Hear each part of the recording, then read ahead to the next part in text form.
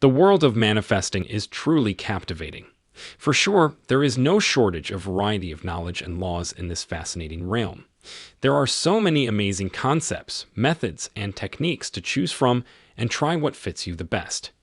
In simpler words, you are spoilt for choice when you enter this world. But two of the most celebrated laws that rule the minds of the manifestors are the law of attraction and the law of assumption. Unless you are an absolute beginner in your journey, you must have heard of these laws one way or the other.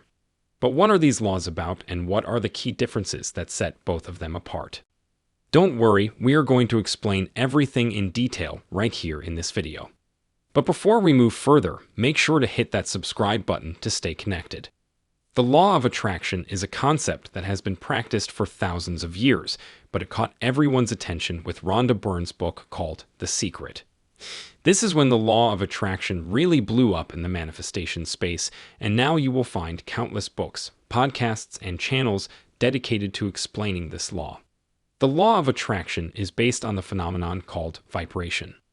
The law says that everything in this universe is made up of energy, thus, everything is also vibrating at a certain frequency. So, when you want to manifest something in your life, you have to match its vibration. Only when its vibration and your vibration are in complete alignment, then you will be able to get what you desire. The law of assumption came much later into the scene and was introduced by a Barbadian mystic and teacher named Neville Goddard. The law of assumption states that your imagination is the only reality of this universe. Whatever exists in your life, therefore, is a part or an extension of your imagination. In fact, everything that you see in the material realm is a reflection of your inner thoughts and feelings. To manifest a desire through the law of assumption, you simply have to assume the feeling of already having it. Neville calls this assuming the state of the wish fulfilled. This method of manifesting is also called living in the end. Now let's try to understand the key differences between these two laws. The first key difference between the law of attraction and the law of assumption is that the law of attraction greatly emphasizes your vibration.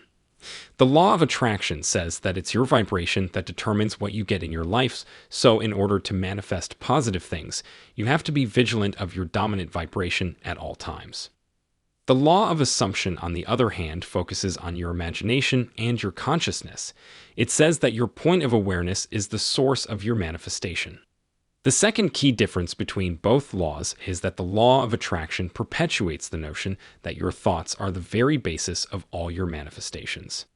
It's because your thoughts give rise to your vibrations. So, if you think positive thoughts, you will attract positive things or circumstances, while negative thoughts give rise to negative situations. But the law of assumption is not concerned about your thoughts, nor does it ask you to monitor them. It says that you have to assume the feeling of the wish fulfilled and stay in that state as much as possible to get to a particular reality. The third difference is that the law of attraction somehow presents the universe as a separate entity that helps and supports you with realizing your wishes, whether they are good or bad. But the law of assumption says that you are an intrinsic part of the source. In fact, it even goes on to declare you the only God of your own reality. So, clearly, the law of assumption gives you more power in shifting your reality and your life than the law of attraction. The fourth distinguishing factor between these laws is their techniques. Both of the laws offer a variety of techniques that you can use to get what you want. But the difference is that the law of attraction argues that in spite of the technique you use, you must always have a high vibrational state in order to keep attracting good things into your life and to also avoid manifesting bad things. The law of attraction says that all of us are always manifesting whether we know it or not, so it pays to have happy thoughts all the time. The law of assumption, however, teaches that once you plant the seed of your desire directly in your subconscious, you are sure to get your manifestation. So, all the techniques of the law of assumption focus on somehow planting that seed into the fertile soil of your subconscious. Once you have successfully done that, you are then free. No specific rules to abide by and no instructions to follow.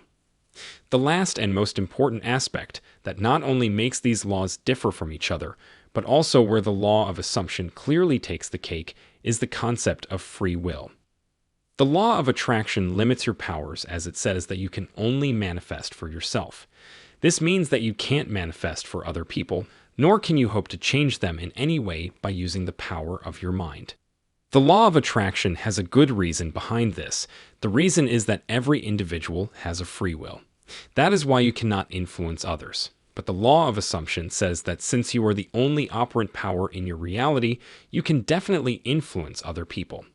Every person in your reality has to conform to your desires because you are the only creator of this reality.